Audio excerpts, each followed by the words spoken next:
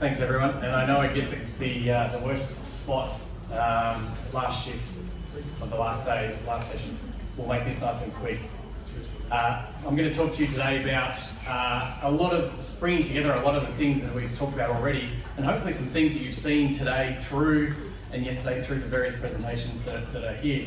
But I want to bring it back to a real world and actual perspective, and that is I come from an operations sort of background. I'm watching what's going on day in, day out, and what we're seeing in the real world is not just what we want to happen, it's actually what's going on from a day-to-day perspective. I'm going to take us back to 2009, which was when we had our maximum demand in the NEM, and that was at 35 odd gigawatts over on the far right here. We've actually installed pretty close to that in batteries, wind and solar since 2009. And sit there and go, well, if we keep talking about megawatts and gigawatts like we were through our previous sessions and through the last few days, we should be starting to solve this problem, but we're not. One of the reasons we're not is we've got this competing force going on, and it is rooftop PV. This is rooftop PV where we have the maximum, the average and the minimum over the last 5 years. And as you can see, we set a new record just a few days ago, 15,600 megawatts of rooftop PV. Now, if you have not been watching the market on a day-to-day basis, it might be really easy to think, oh yeah, rooftop PV is there, it's small, don't worry about it, it's in 10 kilowatts, it's in 14 kilowatts. Just repeat that again, it's 15.6 gigawatts came in on that day, the 15th of October.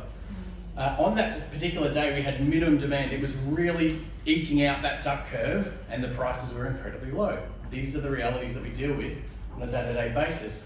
Now, like a good consultant, I threw a bit of AI at this, and of course, I threw there and said, right, use exactly the same monthly patterns and so forth, and tell me what it's going to be in 2026, 27. And yep, you're reading that right. It's about 18,000 megawatts maxing out. And of course, it's coming in quite high, 9 to 10,000. Just to put that in perspective, biggest station in Victoria, Loy Yang, 2,000 megawatts.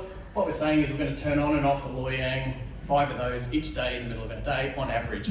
These are big numbers that we're dealing with on a day-to-day basis. And again, this is not to be negative, it's not to say to be anti-rooftop, it's to say this is what's happening in our market right now. And of course, the minimum's there, so we've got to handle when the solar PV is not there, the rooftop PV is not there, as well as when it's averaging there, and then when it's maxing out. That's what we're dealing with on a day-to-day basis in our power system. That's with the linear forecast. Cool. Some of you will have seen this chart before. I continually keep updating it every quarter, thanks to the team at Global Roam, because it's a really important one to understand where the rooftop energy is coming from, which is our goldy colour at the middle of the day. Fantastic, we're on track in the middle of the day at around about 12 o'clock to meet our 2030 odd objectives. We're sort of heading in that right direction. We are reducing the amount of coal generation during the middle of the day. Here's our years along the bottom here. You can see we're starting to eke out a little bit of dispatchable load on a day-to-day basis, etc. But this is in the middle of February when the rooftop PV is really high. It's a little bit smaller in the middle of June in winter, but not that much. And it's a fair bit in October, which is our maximum. These are 12 o'clock in the middle of the day. And we heard people even today talking about, yeah, but we've got to make sure that we build the amount of capacity. This is what happens at 6 p.m. And you can see that that coal generation has gone flying back up. We've turned the gas back on as we expect, and we've increased the hydro. Interestingly enough, we've actually increased the amount of wind generation that's coming in. That wind generation is getting curtailed by the rooftop PV, it's getting curtailed by the solar PV. These are the realities that we're seeing day to day in our market, and these are the things that we've got to deal with as we go into the future. And so the sort of language we've started to use is just continuing to do the same thing and just building gigawatt after gigawatt after gigawatt of wind and solar is probably not going to make the objective. Building gigawatt after gigawatt of standalone batteries may not actually meet that objective either. We've heard lots of discussion today, and that's great, about megawatts and gigawatts, really important to understand. I'm going to start to talk about capacity factors a bit. Now, capacity factors is how much generation you get over a month, a year, etc. These are daily capacity factors for solar. Most people don't appreciate that solar on average is less than 20% capacity factor. If you install 100 megawatts, you'll get about 18 megawatts on average coming to the market on a daily basis across a year. That's where we start to talk about energy. So gigawatts are important, but so are gigawatt hours, because that's what starts to meet our energy security and reliability. Interestingly, wind is starting to come off, and that's what our capacity factor up here is. This is 5 years of capacity factor, daily capacity factor for all of our wind farms starting to come down. And that's because of things like curtailment, prices, network, etc. And we see that happening on a daily basis. Our utilisation factors are also coming down, which means the more megawatts that we're installing, we're not quite getting as much of that energy to the market, which is what's happening with our meeting targets. I think this is a big reason why we're not seeing as much wind get to the market. Investors are starting to look at this and starting to see the patterns that are going on. Yes, there's all these rumblings of this, that and the other. The costs are definitely going up, but I think this is starting to have a big impact. So again, we've got to start to think about how our market structure enables or disables some of this. I had a really interesting, with that 12 p.m. with our 6 p.m. type thing, what I did is actually just broke it down into 7 a.m. to 7 p.m. and 7 p.m. to 7 a.m. So what are our capacity factors doing at night? Interestingly, you can see the wind capacity factors, like what we saw in that other chart, the wind capacity factors are going up. So our wind during the day is really getting pummeled.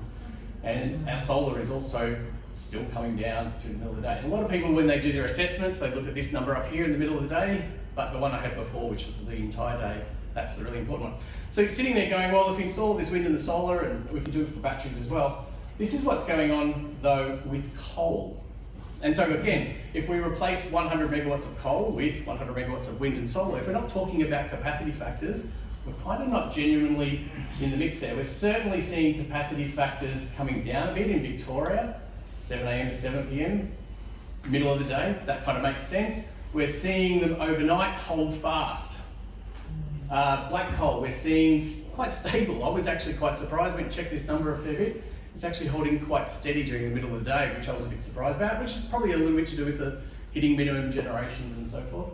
But we're certainly seeing utilisation factors trending down, but again, overnight, holding fast. So they're still making money overnight. So losing money during the day, potentially, making money at night. These are the real world problems that we've got to deal with our future generation that's coming on. All right, so challenge at hand.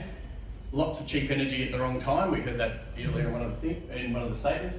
But I think it is actually really important that we start to deal with the right type of generation. It is not just build more and more of the same. We've got to start to build the right sort of kit. So we talked about hybrid just before. That's really important. Hybrid generation, hybrid renewable generation is the right way to go.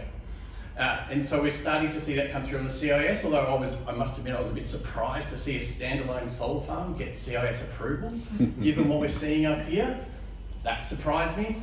But even standalone batteries, you know, where's the energy coming from? I think we heard Joseph this morning talk about batteries are a net load on our system. Good that they're shifting it, but they're still a net load.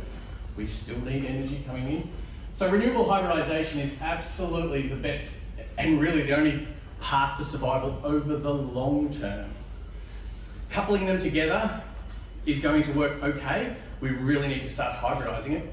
And part of the reason is because of this, we need to make sure that the price incentive for the person who's being curtailed, the wind or the solar farm, they've got to want to save that energy for later on. That's the really important piece that I think we need to talk about more, and that's where these capacity factors start to come through.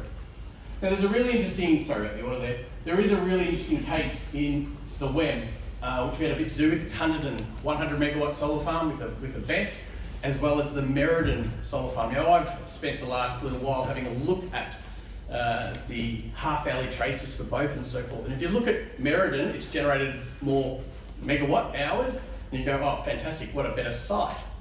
When you start to bring in the revenue outcomes of Cunderdin, which is saving that solar, not generating during the middle of the day, pushing it to the afternoon, the revenue outcomes have come out really good, if not positive, on nearly every single day that you look at. The idea of hybridizing at Cunderdin was understood for that particular site. That's the right way to be going in the long term. And I also highlight there, hybrid PPAs are required. We've got to bring the storage and the renewable generation together to make sure that the person who's getting curtailed is also the person who's going to be discharging later on. If we keep those financially separate, we're not going to get the same megawatt outcomes and gigawatt outcomes as we go forward. So, I didn't do a speech at the start, but yeah, I'm from ASO, and recently were acquired by ASO, and we do this energy asset optimization. We look at how all of these services are being delivered. And we're starting to really do a lot of work across both small scale, doing exactly what I've just described about at the small scale, hybrid, microgrid sort of level, C&I, and then moving into the utility space. And we do that for a lot of the folks in this sort of space. And so that's my presentation for today, and hopefully I've kept it to time. Thank you.